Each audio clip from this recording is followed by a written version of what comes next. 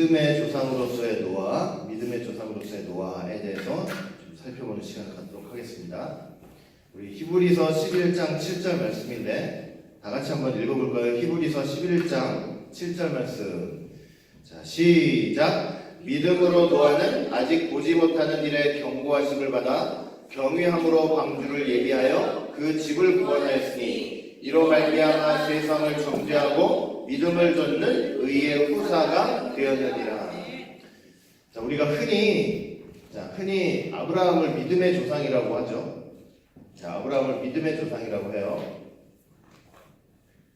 자, 그런데 성경을 보시면요, 오늘 특별히 본문을 보시니까 자, 아브라함만 그렇게 말씀을 한 게 아니고 자, 노아에 대해서도 믿음의 조상이라고 얘기를 하고 있어요. 노아에 대해서.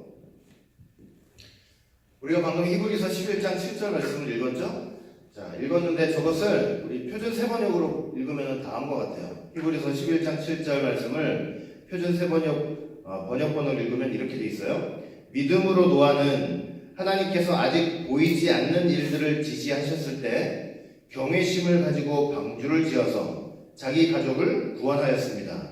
그래서 그는 세상을 정죄하고 믿음을 따른 의의를 유업으로 받는 사람이 되었습니다.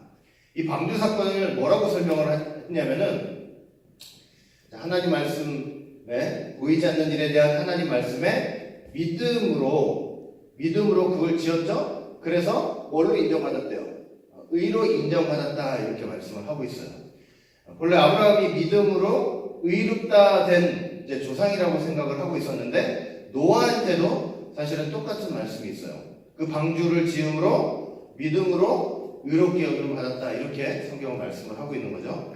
그래서 노아도 그렇고 아브라함도 그렇고 똑같은 믿음의 조상이고 믿음으로써 의롭다 여김을 여겨주시는 그 하나님의 진리를 나타내주고 보여준 사람들이 바로 노아와 아브라함 두 사람이었다는 거죠. 자, 그런데도 불구하고 저 두 사람과는 좀 차이가 있어요. 차이가 있는데 오늘 그 차이를 통해서 또 오늘 이 말씀을 좀 나눠보려고 합니다. 자, 먼저 노아에 대해서 좀 생각을 해볼게요. 번째, 노아. 자, 노아와 아브라함이 똑같이 믿음으로 의롭게 되었죠. 믿음의 조상이라고 얘기할 수 있는데 어떤 차이가 있느냐면 자, 노아는 첫째, 이 가문의 배경을 볼 때 경건한 가문에서 태어났어요. 경건한 가문에서.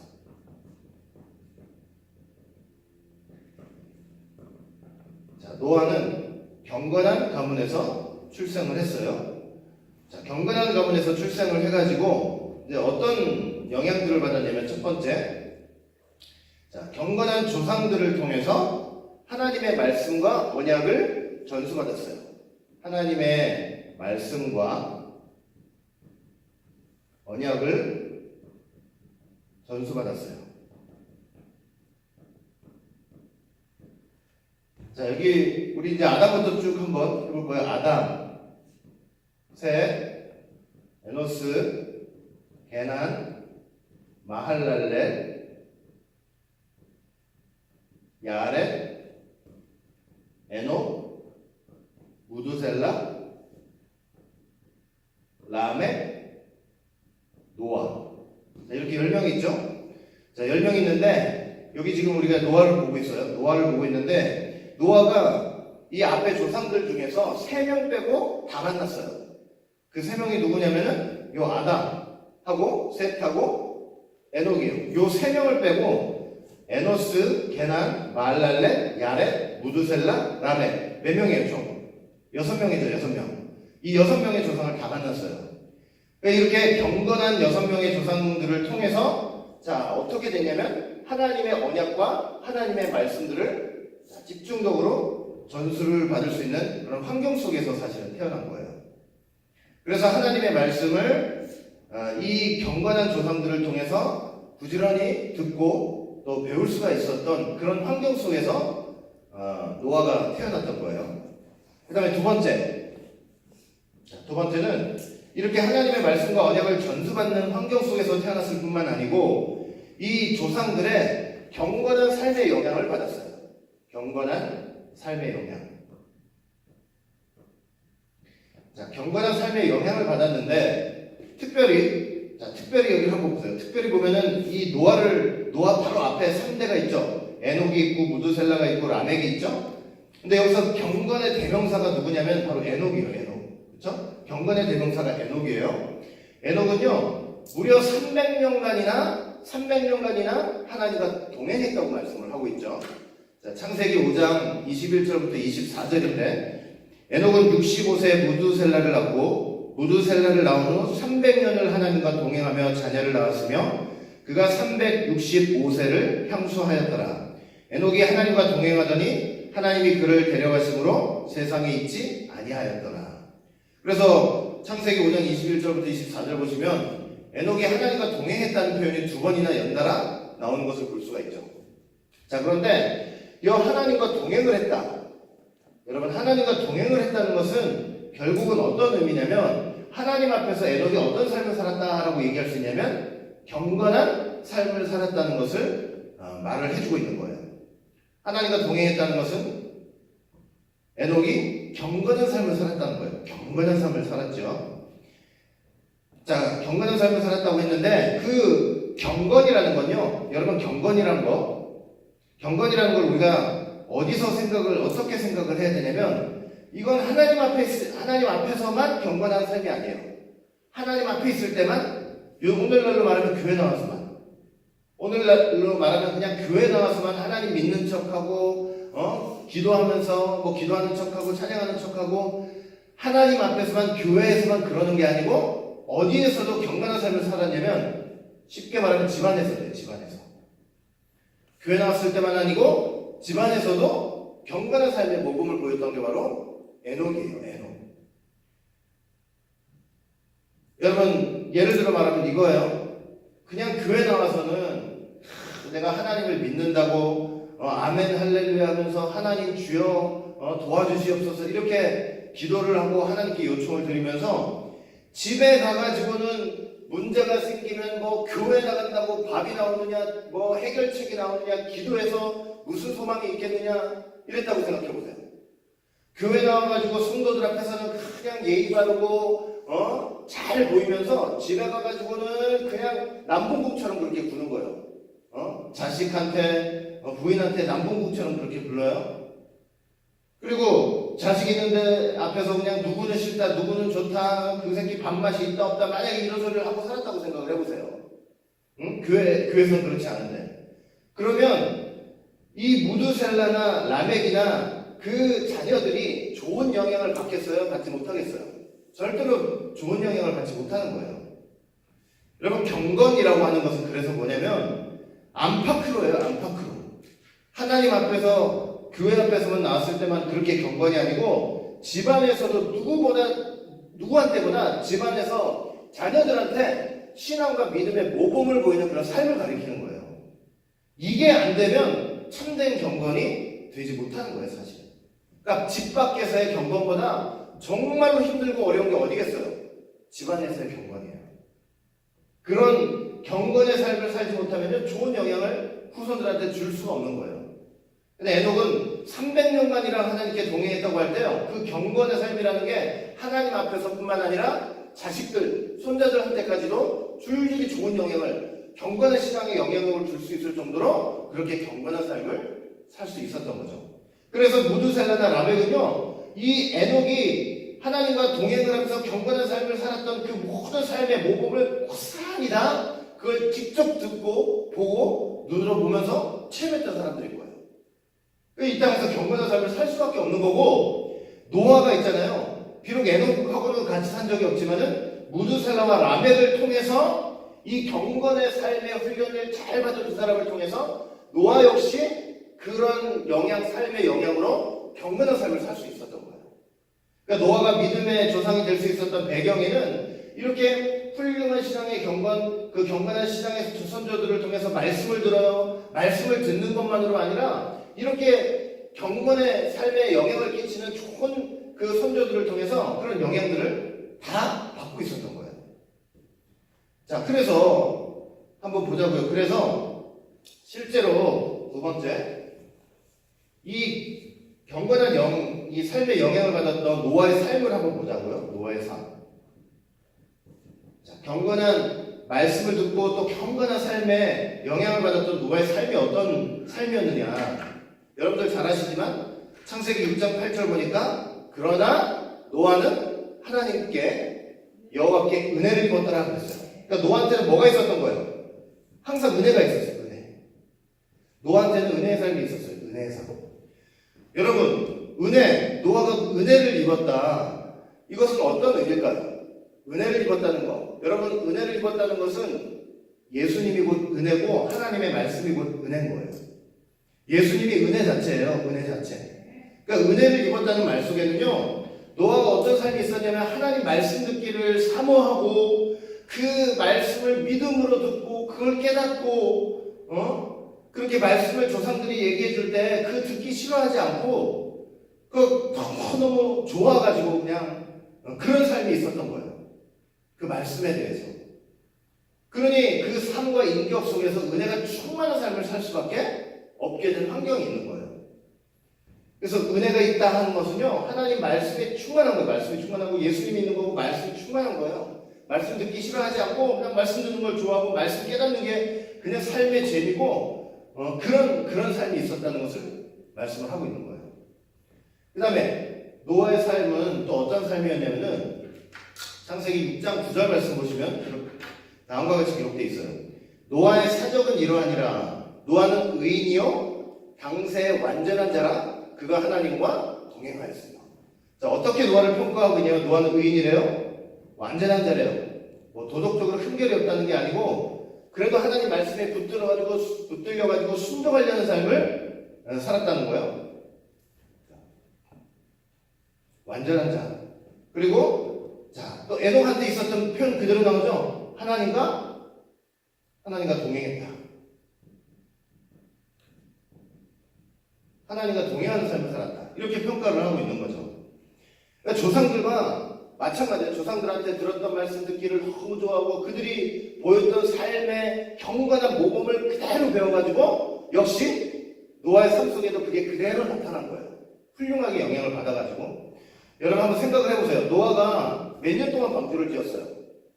7, 80년 동안 방주를 지었잖아요. 근데 방주를 지으면서 자, 누가 협조를 했냐면 세 아들이 협조를 했단 말이에요. 셈함, 야벳, 그죠? 세 아들이 협조 속에서 방주를 지을 수가 있었죠. 이 긴 세월 동안의 자식들이 있잖아요. 아버지가 방주 짓는다고 생업을 폐하고 남들 룰루랄라 놀러 갈 때 그 날 좋을 때 방주 짓자고 이렇게 모이자고 했을 때 이 세 아들이 뭘 보고 도대체 노아한테 협조를 했겠냐고요. 아버지한테. 요즘 우리 자식들이 아버지가 뭐 하자고 그러면 그게 쉽게 그렇게 자식들이 다 따라오냐고요. 또 7, 80년을 갖다가. 그러면 7, 80년 이 세월 동안 세 아들이 이렇게 협조를 하면서 방주를 지을 수 있었던 원동력이 어디 있었겠냐고요. 그건 다름이 아니고요. 노아가 집안에서 자식들에게 경건한 삶의 모범을 잘 보였기 때문에 자식들이 그걸 가지고 그걸 보면서 부스란히 따라오는 거였어요. 자식들에게 말씀을 가르치고 하나님의 말씀을 가르치고 하나님 믿는 게 중요한 것을 가르치고 그러면서 말로만 하지 않고 그걸 경건한 삶의 모습으로 다 비추고 모범을 보여주니까 그 모범을 보는 세 아들이 아버지한테 협조할 수밖에 없는 거예요. 뭐 무슨 어디 끌려서 그러는 게 아니고. 이렇게 노아는요 좋은 영향을 받은 그대로 그 삶 속에서 자식들한테도 좋은 영향을 끼치면서 하나님의 방주 짓는 일을 완성을 할 수 있었던 것이에요. 그 다음에 세 번째.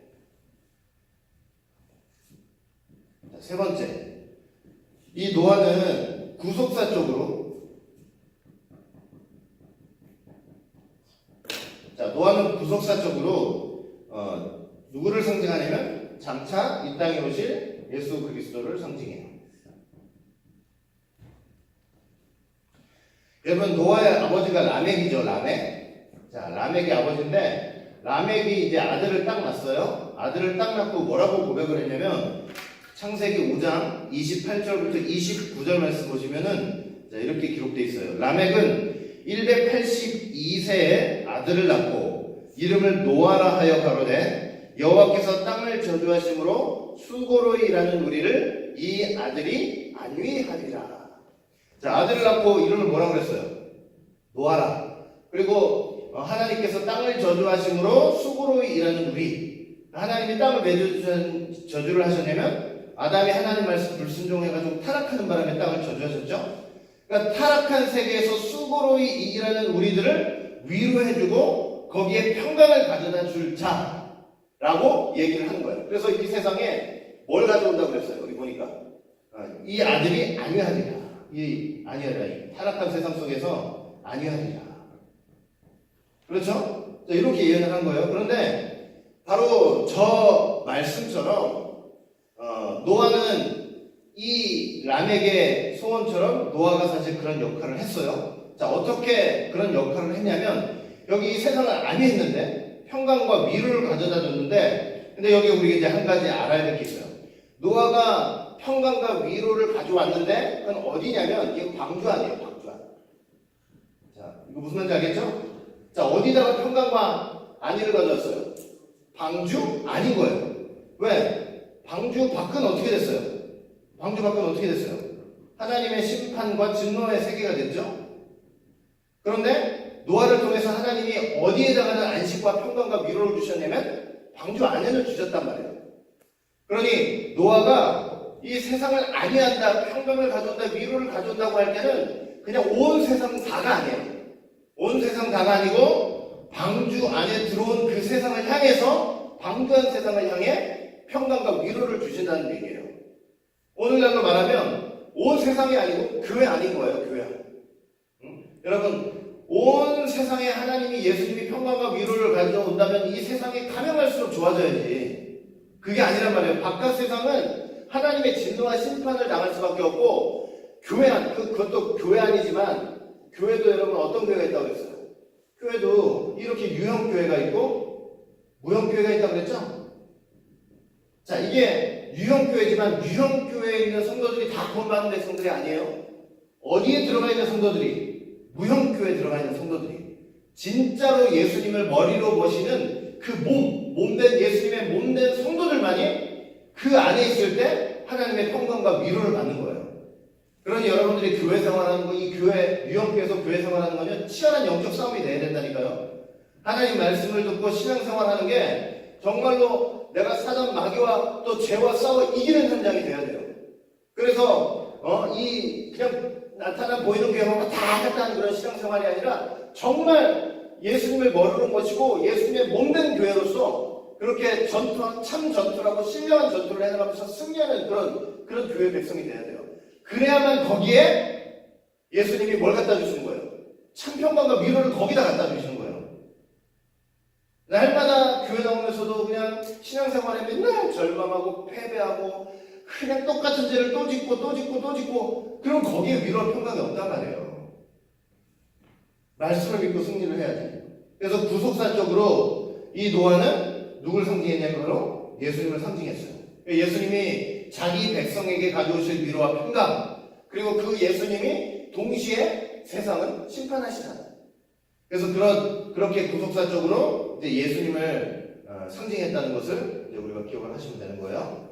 자, 이렇게 믿음의 조상으로서 이런 삶, 이런 배경이 있었고, 이런 삶이 있었고, 구속사적으로는 예수님을 상징해요. 엄청난 심판 속에서 하나님이 거룩한 시 하나를 남겨놓으신 거죠. 그 근본적으로는 예수님을 가리키는 거고. 자, 그 다음에 이제 노아를 봤으니까 이제 아브라함을 한번 좀 볼게요. 자, 아브라함. 여러분들이나 저나 신앙생활에 좀 실패하지 않았으면 좋겠어요. 신앙생활을 자꾸 그 사사시대처럼 그냥 회개했다고 하면서 또 돌아가고 회개하고 또 돌아가고 그렇게 되다가 어떻게 되는지 아세요? 사사시대는 통째로 하나님 예수님 족보에서 날아가 버렸어요. 그냥 자꾸 죽고 또 죽고 가지고 열매 없는 가을나무가 되면 안 된다니까요. 가을나무는 열매가 있어야 되는데 죽고 결국 뿌리가 말라가지고 열매 없는 가을나무가 돼요. 그럼 뭐 하나님 앞에 드릴 열매가 없으면은 왜 천국 갈 수 있겠냐고요. 그러니까 마음에 한번 결심하고 회개한 건요, 악착같이 좀 은혜를 구하면서 이제 좀 달라지려고 노력을 해야 된다고요. 자, 두 번째는 이제 아브라함이에요. 아브라함. 자, 아브라함도 믿음의 조상으로 이끌어졌죠. 자, 아브라함인데, 자, 아브라함은 노아하고 조금 다르죠. 첫 번째는 이 아브라함은 불경건한 가문에서 태어났어요. 불경건한 가문에서 출생했죠. 불경건한 가정에서 출생을 했어요. 자, 여러분 알다시피 노아, 셈, 아르박사, 셀라, 에벨, 벨렉, 루, 스루, 나홀, 데라, 아브람 이렇게 있죠. 자, 이렇게 있는데, 자, 여기서부터는 경건한 그 계열이 쭉 흘러나갔던 것이 아니고 노아서부터 에벨까지는 여기는 이 경건함을 가지고 있었던 계통이었고, 벨렉 이후로부터는 어떻게 됐어요? 벨렉 이후부터는 그 바벨탑 사건의 현장에서 떠나지 않고 그 죄악된 현장에 남아있다가 여기는 불경건한 그런 계열을 이제 잇게 된 거예요.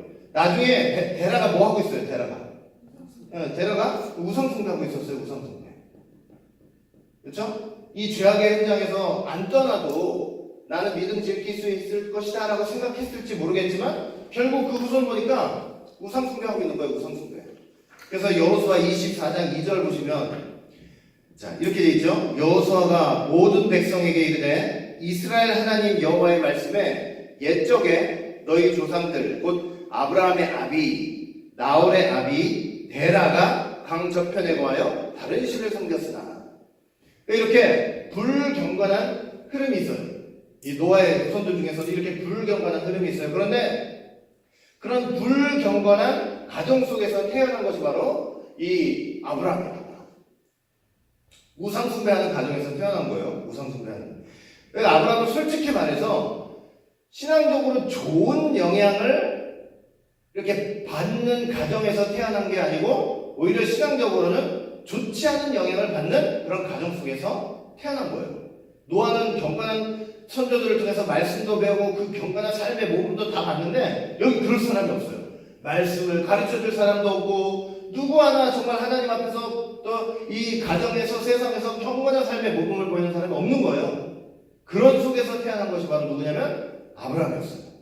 만약에 하나님이 이 아브라함을 부르시지 않았다면 아브라함도 뭐 했겠어요? 나중에 결국 우상숭배하다가 갔을 거라고요. 그러니 이런 속에서 하나님의 아브라함을 하나님이 부르시는 건요, 이건 무조건적이고 하나님의 주권적인 역사가 아니면 안 되는 거예요.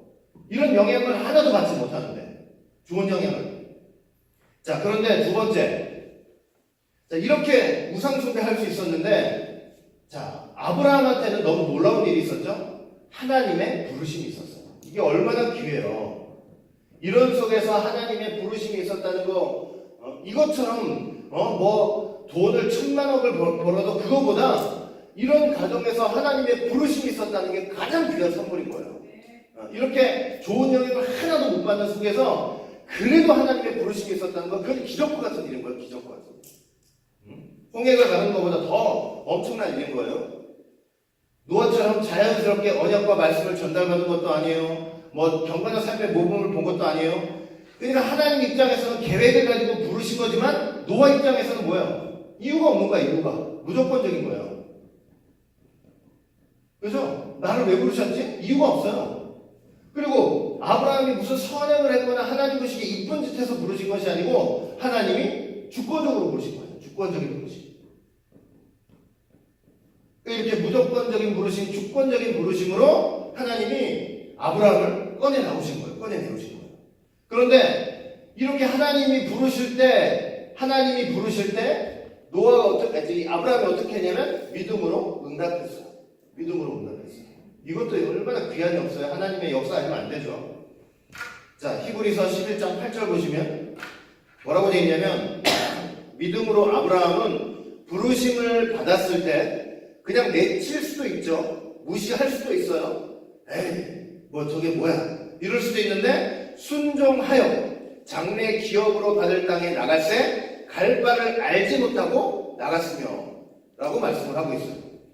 이렇게 하나님 부르실 때 무조건적으로 주권적으로 부르실 때 하나님의 은혜가 역사한 거죠. 믿음으로 응답을 해가지고 그 장래 기업으로 받을 땅 가나안 땅을 향해서 출발하는 거예요. 그 긴 여정, 먼 여정을 출발하는 거예요. 근데 여기 재밌는 표현이 있죠. 가는데 갈 바를 알지 못했대요. 갈 바를. 그럼 갈 바를 알지 못했다는 것은 무슨 말이냐면 갈 바를 알지 못했다. 정확한 주소가 없다는 거예요. 정확한 주소가. 자, 뭐가 없다고요? 정확한 주소가 없는 거예요. 그리고 어떤 방향으로 가야 될지도 몰라요. 어느 길로 어떤 방향으로 가야 되는지도 몰라요. 가나안 땅, 약속하신 땅은 있는데, 아니 우리가 만약에 여러분 어디 좀 갔다 와, 청량리 좀 갔다 와 그러면 우리 대번에 뭐라고 묻겠어요? 청량리 어디요? 주소를 정확히 얘기해 주세요. 이럴 거 아니에요? 그리고 차를 타고 가요, 버스를 타고 가요, 전철을 타고 가요, 이런 게 다 있을 거 아니에요? 그런데 하나님께서 가라는 거예요. 그냥 가라는 거예요. 그러니까 정확한 주소를 주지도 않고 방향도 주지 않았어요.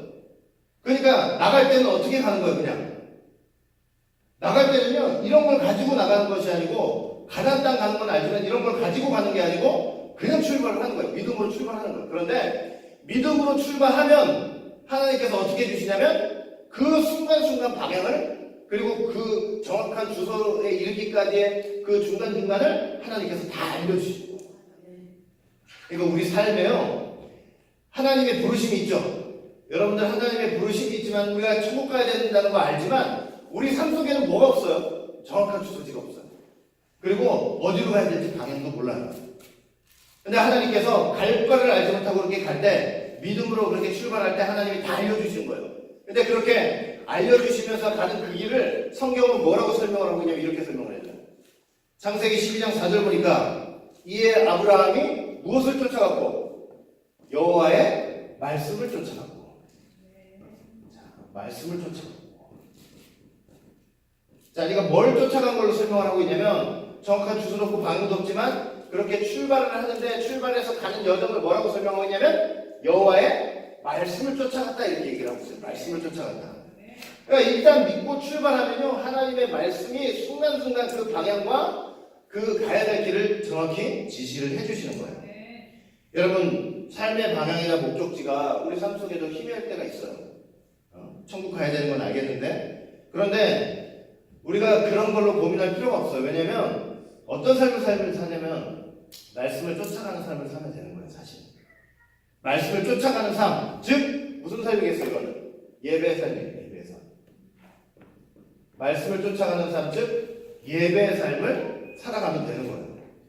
여러분, 사실은 예배가요, 이 예배의 삶이 우리 방향과 목적이에요. 이 땅에서 이 예배의 삶이 우리의 방향과 목적이 되는 거예요. 궁극적으로는 가난, 신령은 가난 천국이지만 이 땅에서 우리가 어디로 가야 되냐, 어떤 방향으로 가야 되냐 고민하지만 하나님께서 우리에게 지시하신 방향은 뭐냐면 바로 예배의 삶이에요. 그리고 이 땅에서 가야 될 방향, 그 목적은 바로 예배예요. 예배.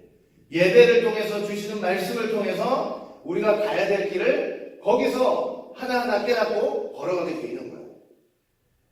그래서 이런 예배의 삶을 통해 말씀을 쫓아가는 삶을 통해서 아브라함은 이렇게 갈 바를 알지 못하고 출발을 했지만 결국 하나님의 구속사 성취를 위하기 위해서 하나님이 계획하시고 미리 정하신 그 길을 그대로 건너와가지고 결국 가나안 땅에 정착을 하고 또 믿음의 조상이 될 수 있었던 거예요. 여러분, 아브라함은 이처럼 이 경건한 신앙의 과정 속에서 태어난 건 아니었지만요, 결국은 하나님의 그 강권적인 은혜 속에서 부르심에 응답을 했죠. 그리고 응답해가지고 그 신앙의 여정 속에 말씀, 예배가 삶의 방향이고 목적지가 돼가지고 날마다 예배드리면서 결국 하나님의 구속사 속에서 가야 될 곳, 항상 그때 그 장소, 항상 거기 가게 돼 있고 거기서 하나님의 놀라운 구속사 일들을 다 감당할 수 있었던 거예요. 그러니까 우리가 그렇게 믿음으로 살면 되고 말씀을 쫓아 살면 되는 거예요. 그런 삶을 통해서 믿음의 상속자가 되고 또 의의 유업자, 의를 받는 상속자가 다 될 수 있었던 거죠. 자, 세 번째, 하나님이 이렇게 아브라함 부르셔가지고 무엇을 하셨냐면, 자, 하나님의 창조 섭리를 이루었어요. 하나님의 창조 섭리를 이루었어요. 자, 하나님의 창조 섭리, 하나님의 창조 섭리를 성취했어요. 하나님의 창조 섭리를 성취했어요. 자, 하나님의 창조 섭리가 뭐냐? 자, 하나님의 창조 섭리가 뭐냐면, 자, 창세기 2장 24절 보시면, 이러므로 남자가 부모를 떠나 그 아내와 연합하여 둘이 한 몸을 이룰지로다. 이게 창조 섭리죠. 자, 여자가 부모를 떠나요? 남자가 부모를 떠나요? 네, 창조 섭리는 남자가 부모를 떠나는 거죠. 남자가 부모를 떠나서 자, 여자와 연합해가지고 한 몸을 이루는 거래요. 이렇게 한 몸을 이룬대요. 그러니까 하나님 입장에서 참된 결혼은 여자가 부모를 떠나는 게 아니고 누가 부모를 떠나는 거예요? 남자가 부모를 떠나는 거예요. 남자가 부모를 떠나야만 참된 결혼이 이루어져요. 그리고 이런 연합을 통해서 하나님이 원하시는 그 거대한 목적이 뭐냐면, 그 섭리의 목적이 뭐냐면, 말라기서 2장 15절 보시면, 여호와는 영이 유효하실지라도 오직 하나를 짓지 아니하셨느냐, 어찌 하나만 지으셨느냐, 이는 경건한 자손을 얻고자 하심이니라. 그러므로 내 신령을 삼가 지켜 어려서 취한 아내에게 괴사를 행치 말지니라. 하나님이 영이 유효하신데도 오직 하나를 지으셨대요. 아담한테 오직 한 여자를 주신 거예요. 그런데 그런 목적은 뭐냐면 뭘 얻기 위해서? 경건한 자손을 얻기 위해서. 이게 하나님의 창조 섭리예요. 아담이 하나님으로부터 나왔죠. 하나님이 창조하셨죠. 그 여자와 결합을 했어요. 한 몸을 이루었죠. 그 목적은 뭐냐면 경건한 자손을 얻기 위해서요. 경건한 자손을 얻기 위해서. 이게 창조 섭리인데, 이 창조 섭리에 이 아담과 여자가 이 창조 섭리를 온전히 이루지 못했어요. 여자가 유혹받아가지고 과실 따먹었죠. 그리고 그 남자한테 주는 바람에 이 가정은 부정하고 불경건하고 죄로 타락한 그런 가정이 돼버린 거예요. 자, 그런데 하나님이 이렇게 아담과 하와를 통해서 이루시려 했던 저 창조 섭리를, 자, 구속사적으로 볼 때 어떻게 성취를 하셨느냐? 자, 일단 누구를 통해서 성취하셨냐면 하나님이 아브라함을 통해서 성취하셨어요. 자, 아브라함을 통해서 성취하셨는데, 자, 아담 이후에 하나님은 아브라함을 찾으셨죠. 자, 아브라함을 찾으셨어요. 자, 아브라함을 찾으시는데, 아브라함을 찾으셔가지고 결국은 하나님이 먼저 하신 일은 뭐냐면, 고향과 친척을 떠나게 하셨죠, 먼저. 그 다음에 나중에 누구를 떠나게 하셨어요? 아버지 데라를 떠나게 하셨어요. 그러니까 아비를 떠나게 하신 거예요. 창세기 12장 1절 보시면은, 창세기 12장 1절, 여호와께서 아브라함에게 이르시되 너는 너의 본토 친척 아비 집을 떠나 내가 내게 지시할 땅으로 가라, 이렇게 말씀을 하고 있죠. 자, 아브라함을 찾으셔가지고 누구를 떠나게 했어요? 아비 집을 떠나게 했어요. 아비를 떠나게 했어요. 그러니까 여러분, 아비를 떠날 때 아브라함은 내가 부모 밑에 있을 때는 그게 안 되는데, 아비를 떠날 때 아브라함은 하나님 보실 때 아담으로 세워지는 거예요. 독립적인 아담으로 세워지는 역사가 있는 거예요. 그래서 아담처럼 이 아비 데라를 떠나게 하셨어요. 그래서 여러분 생각해 보세요. 하나님이 아브라함한테 뭐라고 약속을 하셨냐면은, 내 몸에서 낳을 자식이 있다고 그랬잖아요. 사라를 통해서 낳을 자식이 있다고 그랬잖아요. 그런데 사라를 통해서 낳을 자식이 있다는 그 약속을 언제 하셨냐면, 아브라함으로 하여금 아버지 데라를 떠나게 하신 후에 하신 말씀인 거예요. 자, 그래서 창세기 15장 4절 보시면, 여호와 말씀이 그에게 임하여 가라사대 그 사람은 너의 후사가 아니라 네 몸에서 날짜가 내 후사가 된다.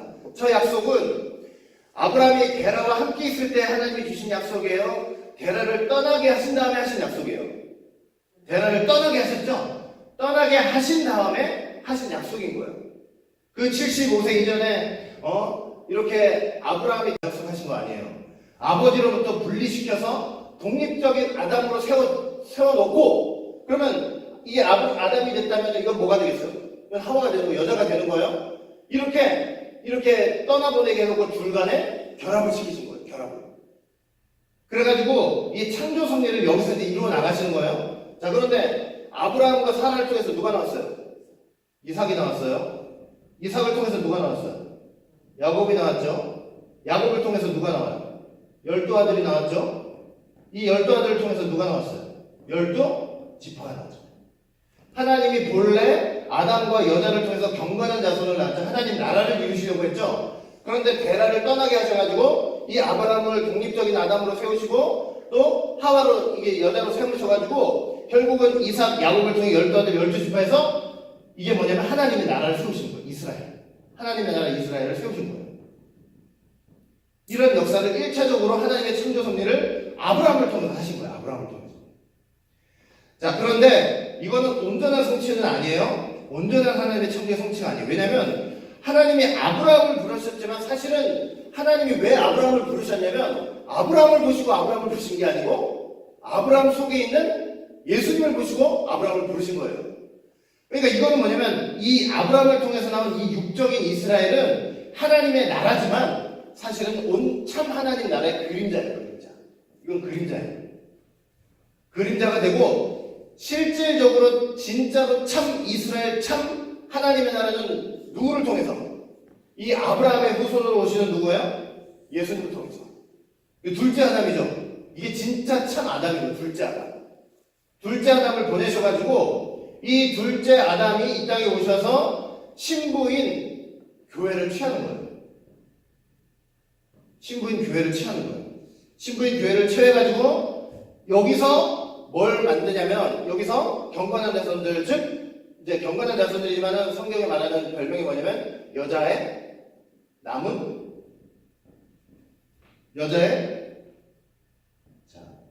자손 여자의 남은 자손 경건한 자손들 여자의 남은 자손을 이 땅에 배출하시는 거예요. 이 땅에 배출하시는 거예요. 자, 그래서 에베소서 5장 31절 32절 보시면 이러므로 사람이 부모를 떠나 그 아내와 연합하여 그 둘이 한 육체가 될지니 창조 섭리죠. 그런데 32절 보니까 이 비밀이 크도다. 내가 그리스도와 교회에 대해서 말한다. 아담과 하와 얘기한 줄 알았더니 자 어디서 성취가 되는 거야? 그리스도와 교회를 통해서. 이런 결합을 통해서 하나님이 이 땅에 경건한 자손을 낳는데 그 경건한 자손의 별명이 뭐냐면 여자의 남은 자손들인 거예요. 계시록 12장 17절 보시면 용이 여자에게 분노하여 돌아가서 그 여자의 남은 자손 곧 하나님의 계명을 지키며 예수의 증거를 가진 자들로 더불어 싸우려고 바다 모래 위에 섰더라. 예수님이 여자의 후손으로 오셨죠? 근데 이 교회를 통해서 이 경건한 자손들을 낳는데 그건 여자의 남은 자손인 거예요. 그래서 여자의 남은 자손은 성도의 별명이에요. 성도의 별명. 이 종말 성도의 별명이 예수님을 통해서 시작된 그 종말 성도의 별명이 뭐냐면 여자의 남은 자손인 거예요. 그런데 이 여자의 남은 자손은 아무나 되는 게 아니고 여기 지금 말씀되어 있죠.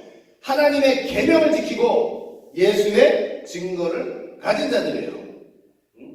말로만이 아니고 예수의 증거를 가지고 하나님의 말씀을 지키는 사람들이 바로 이 여자의 남은 후손들인 거예요. 그래서 이 아브라함을 통해서 1차적으로 역사적으로 성취하셨지만 궁극적으로는 그 아브라함의 후손으로 오시는 예수님을 통해서 하나님의 창조 섭리. 그래서 이렇게 아브라함을 부르신 이후에는 하나님의 창조 섭리를 성취하기 위해서 그렇게 부르셨다는 거. 그리고 실질적으로 이렇게 성취가 다 됐던 거예요.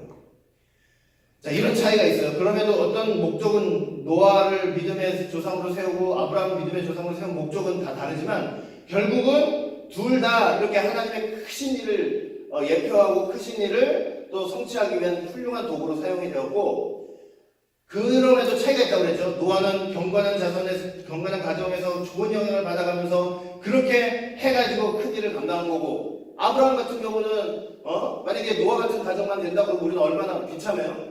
그런데 아브라함 같은 경우는 그냥 말도 되지 않는 그 귀신 도깨비 가정에서 태어나가지고 그냥 그렇지만 하나님의 강권적인 부르심으로 이렇게 큰 일을 감당하는 그런 귀한 자리에 서 있다는 거 우리가 생각할 때 하나님이 지금 우리를 이렇게 부르셔서 이런 귀한 역사를 하시는데 아름답게 여러분들 사용하신다는 거 꼭 믿으시고 감사하시길 바라겠습니다. 아시겠죠? 여러분 아까도 계속 말씀드리면 우리 신앙생활을 자꾸 실패하시면 안 돼요. 응? 하나님 예수 증거를 가지고 하나님 말씀을 지킨다는 거 자꾸 실패하시면 안 돼요. 뭐 마음에 각오했다 안 되고 각오했다 안 되고 각오했다 안 되고 그럼 나중에 뿌리가 뽑혀요. 그러니까 열매를 맺을래 맺을 수가 없는 거예요. 이제 좀 승리하는 이 교회에서 좀 승리하는 좀 지지 않고 정말 패배하지 않고 승리하는 그런 신앙생활을 하시기를 주의 이름으로 축원합니다. 그러니까